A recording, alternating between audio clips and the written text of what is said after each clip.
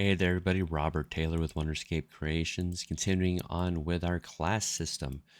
So we are wrapping this up with this final video. Um, Obviously, when any class or actor that you want to have the class system attached to, you'd want to make sure um, that the component is attached to it. In here, you would set what class they're starting with if you want them to start with a class, and you can have them starting as a multi-class. So if I come in here, I'm going to come in here, character, class, rogue, we'll make you 3. That way, I start there. Now, something to note, look at the leveling, 5, class, 2 plus 3 equals 5. If you're using both of them in tandem, you need to make sure that the class and the leveling have the same total starting level, because the class system is keeping track of the class level, whereas the leveling system is keeping track of your total level. That way, both systems are independent. If you don't want to use my leveling system, but you want to use my class system, you can.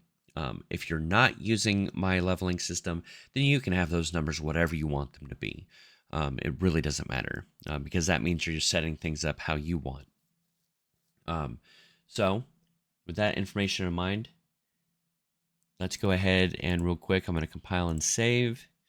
If we go ahead and hit play, and we look at my attributes, you'll see my agility is at 27, constitution's at 14, and my strength is at 7. So 27, 14, 7. If I remove this one,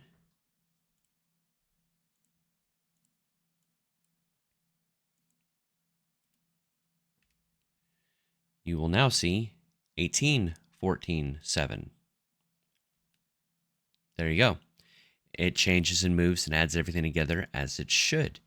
And it provides all the tags that you need. So that helps you get things started even more with the attributes. Now, just like everything else, all 3 of these act with the class system. So if I pull it out of the component, and I scroll down here to this section here and go to class, we have ourselves a few setups right here, a few functions.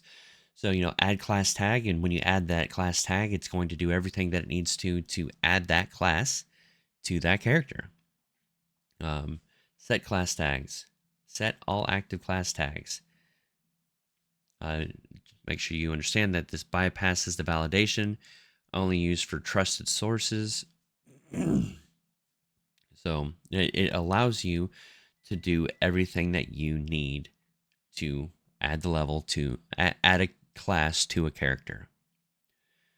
Now, if we come in here to the subsystem, again, we have more functions for you to utilize.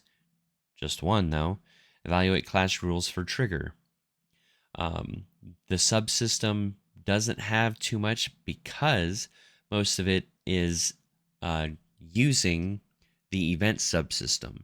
So when you use something from the event subsystem, the class subsystem will do what it needs to. So if we come in here, we drop down here. For some reason, I was having some delirium. I need to change this class system events to class events so that it matches. We come down here. For class system, we have assign on class abandoned. Sorry, we don't need the word assign. On class abandoned, on class acquired. So when you gain one and when one is removed. These are for quality of life, meaning this is what gets called after everything is removed. And this one is when everything has been added. And I'm specifying that because we have here tag added and tag removed. So this is, okay, we've removed the tag. So this is before we remove everything from the character or add everything to the character. Important to know.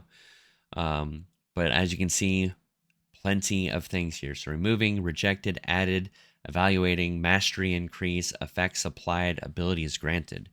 Obviously, the effects and abilities is very minimal right now because I haven't touched on that stuff yet for Phase 2 and Phase 3, but I'm getting everything started and ready for you. So that is everything that you need to know about the class system as it stands right now.